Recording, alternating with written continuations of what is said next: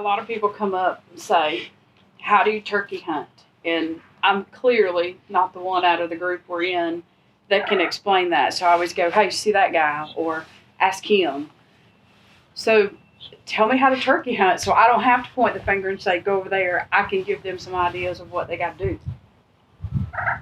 Well, there's not a way to turkey hunt, I don't believe. There's not. I mean, part of what makes turkey hunting so special is also what makes it so hard, because every bird's different now. And I've killed birds doing the same thing before, but generally every bird's going to be a little bit different. But y'all jump in here anytime you want. But in my mind, how do you turkey hunt? Well, you know the property you're on, you know the terrain, because that bird knows every inch of it. You spend some time in the woods scouting beforehand, not just the terrain, but looking for sign, finding out where the birds are and what they're doing. Spend some time before the season watching the birds, watching what trying to get doing. an understanding what they're doing. Yeah, and it's going to depend too on if that bird's been hunted hard before. Yeah, true. You know, if it's at the first of the season, it's probably a little bit easier. It hadn't been tinkered with a whole bunch. You get away with a lot. You get away with a lot, but it's spending some time and understanding what they're doing. Understanding when they come out of the tree, what do they want to do? Where are they going? Why are they going? Why, where? It's generally food. Food's killed a lot of animals. Hungry, the animal stomach's killed a bunch of animals. You're going to kill him somewhere completely different at the beginning of the season as you are last Absolutely, I agree with that 100%. If I'm going to tell somebody that's wanting to start turkey hunting, I'm going to tell them, look, go get familiar with where you're hunting. Woodsmanship for me. I mean, it's Terrain features can sure make a difference. Man. Well, that's the thing. Knowing if you got a bird gobbling right over there, and you can jump in that ditch, or you can get just on the other side of the crest of that ridge, and you can move on that joker without him seeing you.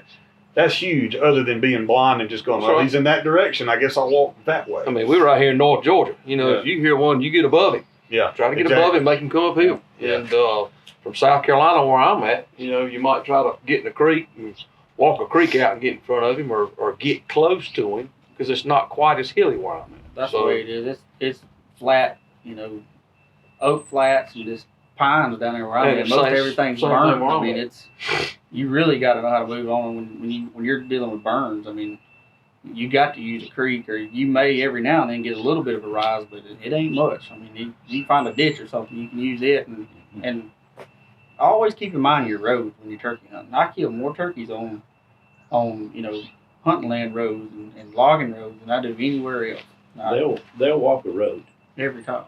I got in Florida on Hall Creek Outfitters, and they definitely walk the roads there from pasture to pasture. And it's like Vietnam down there. Yeah, they'll walk those roads. They ain't got no choice. They ain't got no choice. That or a cattle trail. Yeah, that's all. But they'll walk the cattle trail. Oh yeah. And that's another thing. If you got somebody that says, have they got access to pasture land? A turkey midday will get out and flip cow patties and eat bugs. Yeah. I mean, it's like I said, his stomach. Yeah. What's he eating? Where's he going to eat? He eats from the time he hits the ground. That's right. What does he like to do? I mean, there's places they like to go hang out. Well, I mean, you talk about woodsmanship, and you talk about later in the day. And I ain't ever killed a turkey at my house. Every time I've killed a turkey, I've been in the woods hunting turkeys. So how do you hunt turkeys? You get in the woods. Yeah, you go out there and you go do it. And boy, there's been a lot of times I was fed up and giving up and going back to the truck, and then the last 15 minutes just turned into magic. But I was out there. And a lot of times people think they've got to be out there at daylight. No, you don't have to be at daylight. It's easier getting closer on them in the daylight, at daylight, because they just can't see you as well.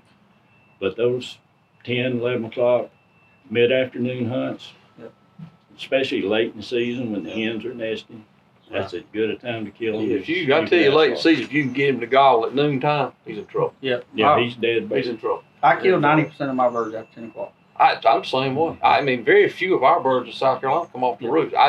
Part of that, I'm that guy with the thundercloud over his head with lightning striking down. Yeah. Well, I'm that guy. I'm gonna be out in the woods. I'm gonna listen to them off the roost. Because my bread and butter is 9:30 to noon. If I'm still with a bird, if I can strike a bird 9:30 to noon, I feel a lot better than I do sitting there listening to him gobble off the limb, because I'm like, is he going to come to me or not? But I like getting there early, listening to them off the roost, because that's also when they're the most vocal. Yep. And I like listening to them gobble. Well, you can tell where they're going if you do. Yeah. What are they doing? If they got hens, it's like Kris said, a lot. If he's fired up on a hen off the limb, I mean, there's times that from where I'm at, and I've seen birds are different. From place to place, South Carolina to Georgia to Florida to South Dakota. If he's off, if he's got hens, a lot of times I'll just back out. Mm-hmm. Yeah, Especially if I can get him to answer me. If I can get him to answer me, back out. Come back at 11 o'clock, he's generally somewhere close. Mm-hmm. You can get him started back, especially when they're going off to sit. Go take a nap. That's right. Yeah. I mean, we've done that a lot. And, odds are you're not going to call him off with I got lucky in Florida this past year. Yeah, you can do just it, but it's dumb luck. not very often. Yeah. Well, but you got one in there, and this is just me. If I get one in there gobbling in the morning, because I'm gonna get up, I'm gonna hunt off the roost in the morning. I'm gonna get as close as I possibly can to it, depending on the conditions. If the leaves are wet, I'm gonna get in there just super tight to him. If it's dry, I'm gonna go as close as I feel comfortable. And but I think we all differ a little bit on this. I'm going to try to let him gobble on his own a little bit. If he'll gobble on his own, that's better. Now, it's like Tony was talking about earlier when we were talking about this. Generally, there'll be a crow or owl. You don't have to do that, but I've always got that with me. And if it's quiet that morning, I'll crank one off. And if I get one to answer and I'm in the right place, I might give him a little bit of tree talking. I might do a little bit of something like that. And y'all were saying y'all don't do that. Less is more. Just remember calling, less is more. I tell you something that's happened with me a lot too. I know birds would be in the area, because maybe I've hunted them the day before. I know the birds are there. You get there at daylight, you don't hear a peep out of anything. So don't assume that bird's not there. Just sit back and wait. Maybe do a little bit of yelps every once in a while, something like that. But he'll gobble a little bit later in the morning. What's that Tom Kelly said, about 3 yelps every 30 minutes? Well, that's the formula. Huh? I said my philosophy. I know. I've heard, but anyway. And let me tell you something. I always thought I overcalled until I hunted with Kris, and by God, he calls to them. But let me tell you what. I don't think we've hunted together yet, but we didn't come home with some birds. We hunted about 4 days, and I think we killed 3 turkeys. Should kill a couple more, but it's I'm a little different. I do call to him. I call a lot, but I read the bird. I don't. That's the key right there, to reading that bird. I don't jump in going 90 miles an hour not knowing what that turkey's doing. I'm going to listen to him, and a lot of times I will not say anything to a bird on the limb. It just depends. I mean, if I know he's already got hens with him, he ain't got nothing to lose.